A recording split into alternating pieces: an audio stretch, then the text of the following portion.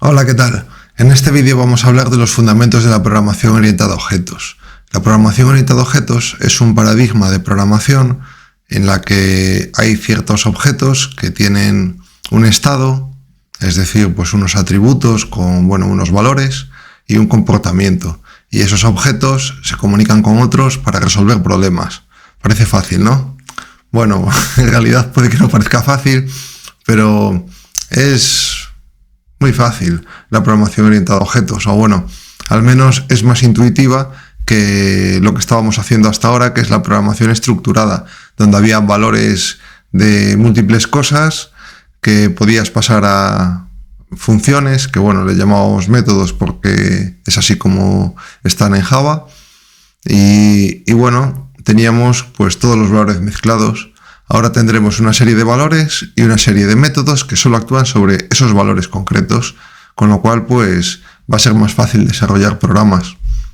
Entonces comenzaremos hablando de qué es una clase y también qué es un objeto. Hablaremos de los principios fundamentales de la programación orientada a objetos, que son encapsulamiento, herencia, polimorfismo y abstracción, y compararemos la programación estructurada con la programación orientada a objetos. Empezamos por el principio. Vamos a ver pues qué es una clase. Voy a ampliar un poco este PDF. Y una clase la podemos ver como una plantilla, como un molde de galletas. Una clase pues define qué atributos o qué propiedades va a tener un objeto de esa clase y qué métodos va a tener o comportamientos. Básicamente lo que va a definir son los valores y qué hacer con esos valores. Es como un molde de galletas, la clase, de la que podemos sacar muchas galletas, que son los objetos. Aquí tenemos un ejemplo que dice que si creamos un programa sobre personas, pues podríamos crear una clase persona que define los atributos comunes que tienen todas las personas, como nombre, edad y también qué acciones pueden realizar. En este caso, pues presentarse. Aquí tenemos un ejemplo de clase en Java. Cada clase es importante, va con mayúsculas y va en su propio archivo, en su propio fichero. Este iría a un persona.java. Y tiene unos atributos, un estado, unas propiedades. Se pueden utilizar todas estas palabras que son string, nombre y int edad. O sea, una cadena para guardar el nombre y un entero para guardar la edad. Y también tiene un comportamiento, un método. Y este método pues es presentarse, que simplemente imprime en pantalla: hola, mi nombre es, y el valor de nombre, y tengo pues el valor de edad. Entonces, pues esta clase por sí sola no hace nada. Lo que tenemos que hacer es instanciarla y transformarla pues en un objeto. O sea, nuestro molde de galletas no se puede comer, necesitamos galletas para comer. Y entonces, pues un objeto es eso, es una instancia del molde de galletas, una instancia de una clase. Es una copia de la clase, o sea, es como una copia de esto, pero que va a tener valores específicos en nombre y en edad. Entonces, pues para crear un objeto utilizamos pues la palabra new. Aquí estamos creando pues un tipo persona 1, que es una nueva persona. Esta es el nombre de la clase al que llamamos, y entonces pues persona va a ser un tipo referencia. Hasta ahora hemos visto pues los tipos básicos de Java, que son los que nos guardan números, por ejemplo el int, el short, el double, el float. También tenemos como tipo básico el boolean, que puede ser true o false. Pues los tipos referencia son un tipo especial de tipos que nos vale para referirnos a objetos. No guardan el objeto en sí mismo, sino que guardan la posición de la memoria en la que se encuentra el objeto. Y una vez creamos nuestro objeto, pues podemos darle valores a esos atributos. Persona1.nombre igual a Juan. Entonces estamos dándole al atributo nombre del objeto persona 1 pues el valor de Juan. Esta no es la forma correcta de dar valores a atributos, ya lo veremos más adelante, pero es una. Y también persona una edad pues igual a 25.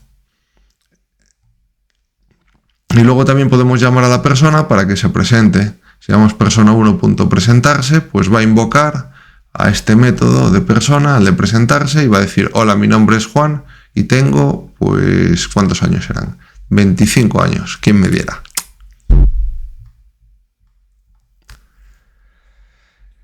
Bueno, encapsulamiento. ¿Qué es encapsulamiento? Bueno, pues es uno de los principios fundamentales de la programación orientada a objetos.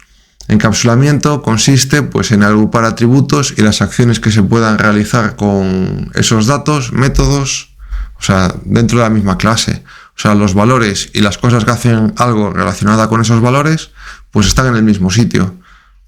Además, vamos a tener que proteger los datos, haciéndolos privados, es decir, no vamos a poder acceder a ellos como lo estábamos haciendo aquí. Este persona1.nombre está rompiendo el encapsulamiento y este persona1.edad también está rompiendo el encapsulamiento. Vamos a tener que crear métodos que nosotros controlemos, que nos permitan obtener esos datos y también cuando cambiemos los datos por otros, pues nos permitirán pues controlar qué valores vamos a poner, porque a lo mejor si alguien nos pone pues edad -3, pues no tendría sentido. Entonces, pues con los métodos vamos a poder controlar eso gracias al encapsulamiento. Un ejemplo de encapsulamiento pues sería hacer estos atributos, el nombre y la edad, privados, es decir, solo van a poder accederse a ellos dentro del propio objeto, y luego pues creamos los métodos para acceder a esos atributos. Los métodos que nos permiten acceder a un atributo se suelen llamar getters y suelen empezar por la palabra get. En este caso, getNombre pues nos devuelve el nombre, el valor de este atributo.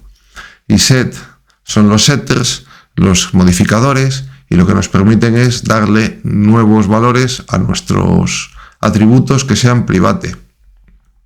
En este caso, pues tenemos dis.nombre es igual a nombre. ¿A qué viene este dis? Bueno, este dis es una referencia al propio objeto y nos vale para poder distinguir el nombre que nos viene de parámetro de el nombre que tenemos pues en nuestra clase, ¿no? Entonces, pues esta suele ser la forma normal de nombrar a los parámetros, se suelen llamar igual que como están en los objetos, y luego para distinguir uno de otro se pone dis punto, y este dis hace referencia al propio objeto. Entonces este nombre es este y este nombre es este. Intedad es lo mismo, o sea, es un atributo, bueno, en este caso nombre es público, es decir, se va a poder acceder fuera de la clase, y intedad también es público, se va a poder acceder fuera de la clase, porque si pusiéramos private, pues no podríamos llamar este método desde otro sitio que no fuera la propia clase. Y va a devolver un entero y nos va a devolver la edad, o sea, getEdad. Nos devuelve pues la edad que tengamos aquí en este int. Además, a la hora de fijar la edad, pues lo que os dije antes, tenemos un método que es setEdad, que va a cambiar el valor de edad, pero también va a verificar que la edad sea válida, porque nadie puede tener edades negativas.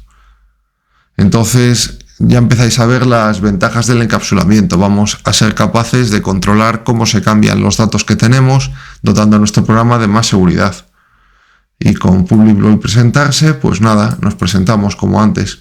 Este ejemplo sí respeta la encapsulación, y el del principio, bueno, encapsulación, y este no porque está cambiando los atributos directamente, no a través de los setters, que entonces pues si no ponemos atributos como private perderíamos el control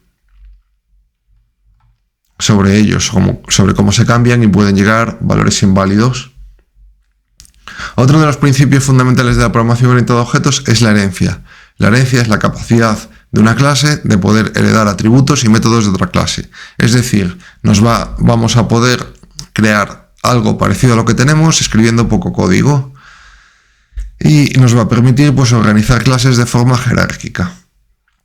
Por ejemplo, un ejemplo de herencia sería si creamos una clase animal, recordad en su archivo animal.java, y los animales pues tienen un comportamiento, en este caso no tienen ningún atributo, y este comportamiento es hacer sonido. Un animal hace un sonido. A partir de esta clase podríamos crearnos pues una clase derivada o subclase que extendiera animal. Y podríamos, por ejemplo, la clase perro es un animal y también hace un sonido. Bueno, en este caso el ejemplo está reescribiendo el método de la clase padre, Aquí nos encontraremos con ejemplos mejores más adelante, supongo, pero el perro pues ladra, ¿no? Entonces pues es otro de las ventajas de la programación orientada a objetos, es poder pues cambiar un poco el comportamiento de la clase padre en las clases hijas. Y entonces pues podemos crear un perro y al hacer sonido, en vez de llamar a hacer sonido de animal, pues llamará a hacer sonido de perro. Si quitamos este método y lo borramos y volvemos a ejecutar este programa, mi perro al hacer sonido lo que va a imprimir en pantalla el animal hace un sonido, que es el método del padre. Pero bueno, aquí el perro lo está reescribiendo. Lo está sobreescribiendo. A veces la herencia no es la mejor solución y también se puede reutilizar código de una forma más versátil utilizando, por ejemplo, la composición, pero eso es algo que veremos en un futuro. La composición, por describirlo rápido, es que en lugar de heredar de un objeto, lo que podemos hacer es que un atributo de nuestro objeto sea el otro objeto. Y entonces cuando queramos llamar a su comportamiento, pues podemos hacerlo a través de los métodos que nos dé. Polimorfismo, otro de los principios de la programación orientada a objetos.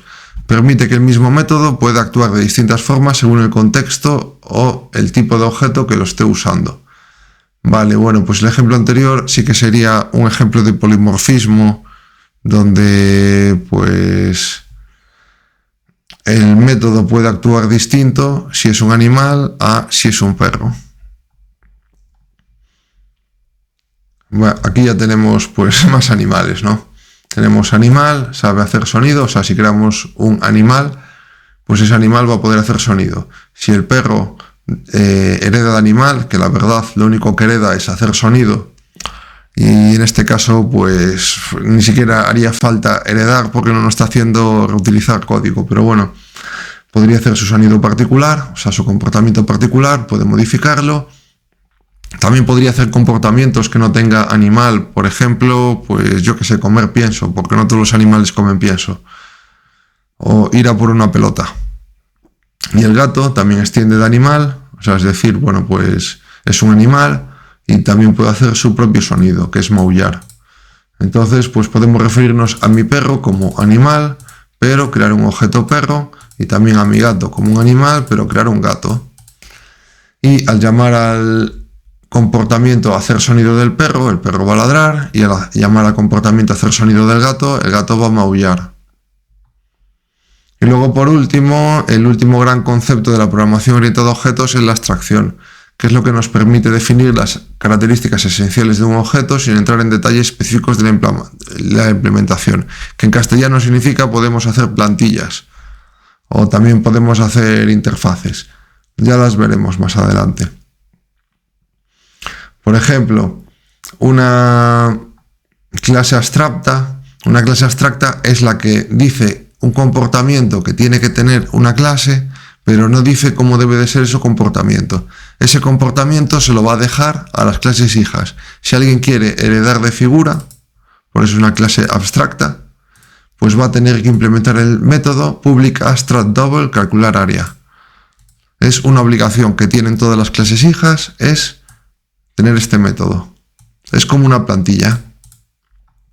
Entonces, si creamos una subclase concreta, círculo, esta sí la vamos a poder instanciar. La figura no la podríamos instanciar porque es abstracta. No podríamos hacer un new figura, pero sí un new círculo. Pues círculo extiende de figura y además tiene un atributo que es solo de él, que es el radio. Tiene aquí un constructor, que es un método especial que, como veis, pues no devuelve ningún valor, se llama exactamente igual que la clase, o sea, clase círculo, y aquí pues un método público, o sea, un constructor público que recibe el radio y que asigna al atributo radio, pues el radio que viene como parámetro. Y aquí tenemos la notación override, que faltaban los métodos anteriores, y lo que está diciendo override, pues es que este método estaba definido en la clase padre, en este caso figura. Lo que pasa es que como esta va a ser una clase concreta, círculo, no va a ser una clase abstracta, pues va a tener que implementarlo, y aquí es la obligación que tenía Círculo, implementar el método que la plantilla figura definió.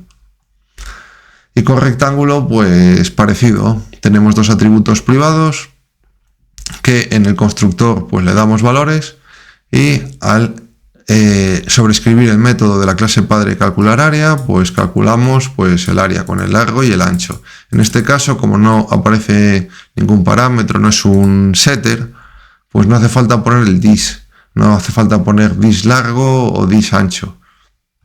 Aquí sí, porque hay pues problemas de saber si largo, pues, bueno, no hay problemas, o sea, los que vienen por aquí son los que están. Entonces, pues aquí no queda más remedio que poner dis para hacer referencia a este largo y poner dis para hacer referencia a este ancho. En cambio, aquí en calcular área, pues no tenemos parámetros que coincidan con el nombre de los atributos y no hace falta hacer eso. Y bueno, en esta clase principal, pues puedo buscar una figura, el círculo, pero ponemos aquí new círculo. Y le pasamos un parámetro 5. Este parámetro 5 pues sería el valor del radio. Entonces pues asignamos a radio, pues este radio va a valer 5 en este objeto. Lo que no podríamos hacer nunca es figura, y aquí bueno, círculo si quisiéramos, o figura en pequeñito, igual a new figura. Figura no se puede instanciar porque es abstracta. En las clases abstractas no se pueden instanciar directamente, tenemos que instanciar las clases que deriven de las clases abstractas.